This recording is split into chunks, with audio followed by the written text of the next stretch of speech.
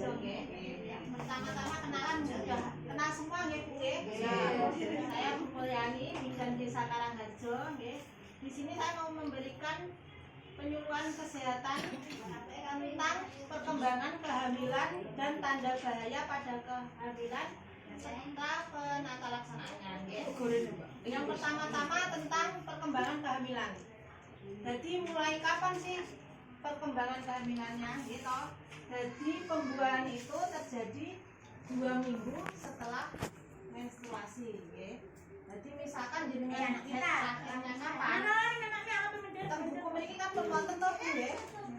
Biasanya kalau periksa kan jenengan ditulis hari pertama nggih, hari terakhir, hari HPHT di sini ada tulisannya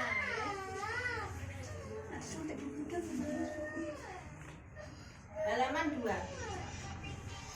Hari pertama, hari terakhir. Di sini ditulisnya ini untuk menentukan perkiraan dengan bahaya. Tapi biasanya terjadi pembuahannya 2 bulan setelah HPHT ini. Makanya kadang dengan kadang persalinannya maju, gitu enggak sesuai sama bikin HPHT. Jadi biasanya usia 3 minggu itu udah terbentuk kantong. Nek jenengan kesusu USG biasanya 3 minggu itu belum ada isinya, baru kantong jalurnya.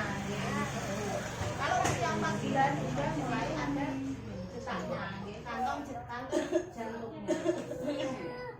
Terus usia 6 sampai 8 minggu sudah terbentuk organ-organ janinnya. Nanti usia kira-kira trimester pertama akhir sudah terbentuk organ-organ maupun kelamin, tapi belum terbentuk sempurna. Kalau usia 4 bulan biasanya sudah sempurna. Jadi artinya dengan usia 4 bulan USG ketinggalan jalan ekstrim, itu karena sudah terbentuk sempurna. Pada trimester kedua itu tambah besar bayinya, biasanya dengan USG kan sudah kelihatan besar bayinya. Kalau bayinya kecil biasanya dibilangin sama dokternya untuk menambah porsi makannya, terutama yang manis-manis kayak es krim, coklat, Kalau trimester ketiga itu otomatis semuanya sudah terbentuk. Biasanya kalau trimester ketiga niku usia 31 sampai 33 minggu biasanya terjadi kontraksi palsu. Dengan atas kontraksi palsu betul. Ada kencang-kencang kencang hilang. Tapi itu namanya kontraksi palsu karena belum teratur, Terus pada usia 34 minggu itu paru-paru itu sudah mulai matang. Terus usia 36 minggu 37 minggu biasanya keluar lendir ada keputihan agak banyak. Keputihan kemarin kan ada yang konsultasi katanya kok keluar ada makanan bayi, itu agak banyak. Itu biasanya keluar pada usia kehamilan 37 minggu. Nanti lama-lama mendekati proses persalinan, lendir yang putih tadi bercampur dengan darah, lendir darah, Terus diiringi dengan kontraksi, makanya terjadi persalinan. Itu tadi ya proses perkembangan dari kehamilannya. Sampai sini paham betul Bu? Paham. Nanti kalau belum paham bisa dijelaskan di akhir video. Terus tentang tanda bahaya kehamilan, mungkin yang anak pertama sudah tahu atau yang kemarin sudah mengikuti, yang dulu sudah tahu Tanda bahaya kehamilan apa mawon? Yang pertama, air ketuban keluar sebelum waktunya. Sering disebut nama Bu, biasanya nek tiyang riyen. Kembar banyu air ketubannya jadi pecah tapi belum waktunya. Misalkan jenengan kok usia agak 8 sasi kok pecah, burung mules kok pecah, niku termasuk tanda bahaya kehamilan. Jadi harus segera ke fasilitas kesehatan yang dekat Bu Bidan, ya langsung ke Bu Bidan, bisa WA, atau di sini juga dekat puskesmas, langsung ke puskesmas juga tidak apa-apa, misalkan jenengan sudah bisa membedakan toh antara apa pipis sama ketuban pecah dulu bisa nggih. Nek pipis kan ambunya khas wong tiap hari pipis ini toh. Nek ketuban itu biasanya yuk terus banyak ngalir nggih.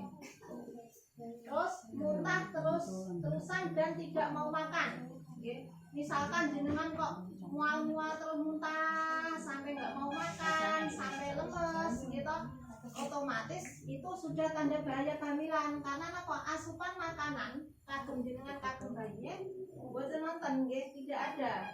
Karena apa, muntah tadi semua yang dimakan harus dikeluarkan nggih. Ini juga harus segera ke fasilitas kesehatan karena kasihan bayinya juga gitu kalau tidak ada nutrisi yang masuk.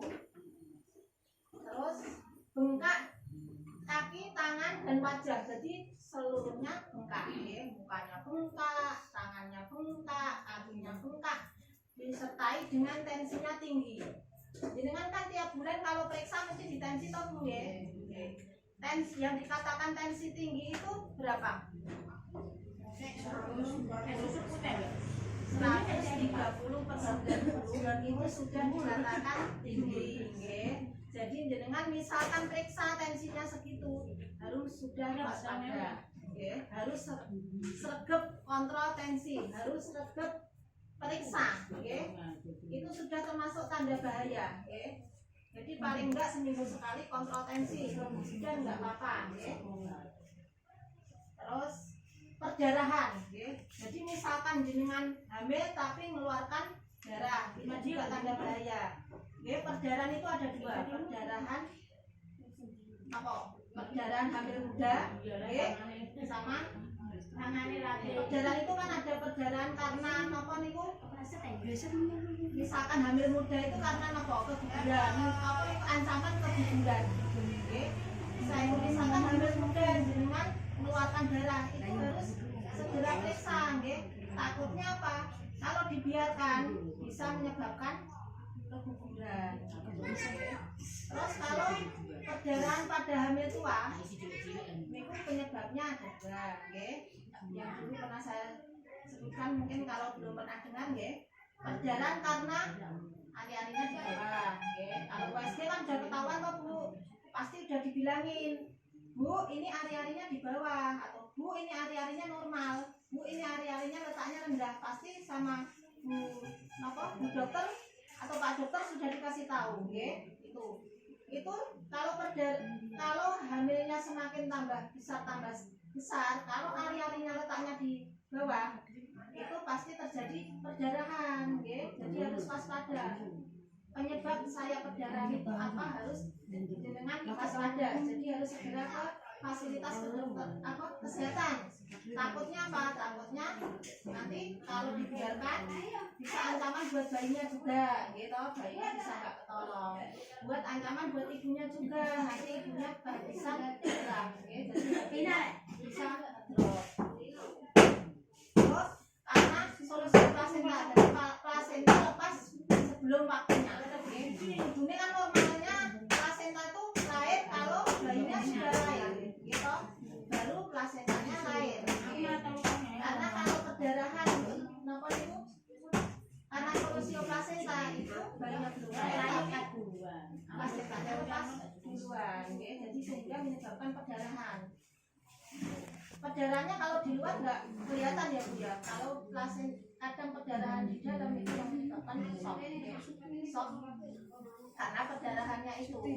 Jadi misalkan dengan darah, buru-buru jadi bidan kan juga bisa, langsung ke rumah juga bisa, langsung ke puskesmas juga bisa, gitu, ya. Terus misalkan janin kurang bergerak dan tidak bergerak, misalkan dengan kan tiap hari kan pasti kalau udah 4 bulan gitu, udah dulu pertama 4 bulan biasanya kecil dulu, pelan-pelan. Dengan tambahnya usia kehamilan biasanya kan tambah geraknya, aktif gitu kan.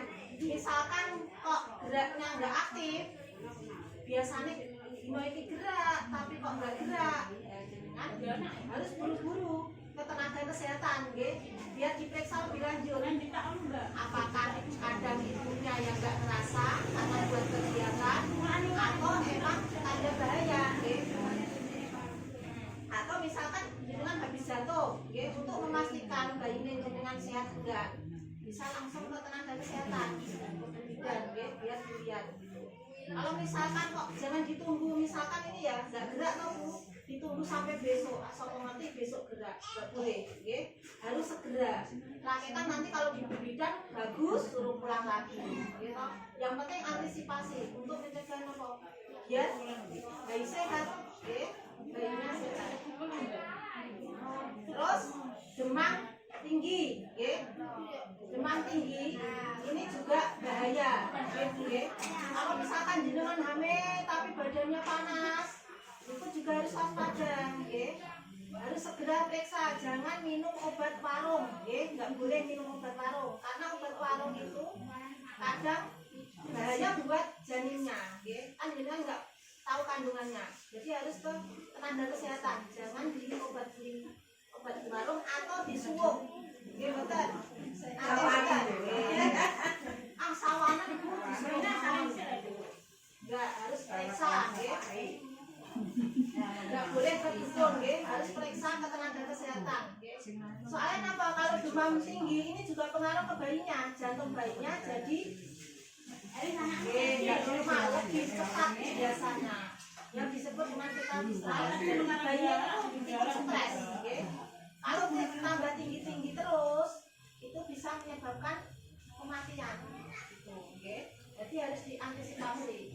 Ini tadi tanda bahaya tentang kehamilan. Jadi misalkan jenengan saat ini hamil, menemukan salah satu ini dalam kondisi jenengan, jadi harus ke fasilitas kesehatan, paling enggak jenengan hubungi Bu Bidan lewat WA, biar bayinya jenengan sehat. Sampai di sini ibu-ibu jelas atau jelas? Jadi jangan sampai, mudah-mudahan jangan sampai ada kematian bayi di desa ini, mudah-mudahan bayinya sehat semua. Amin. Sampai di sini ada pertanyaan? Mungkin pertemuan tentang pendidikan kesehatan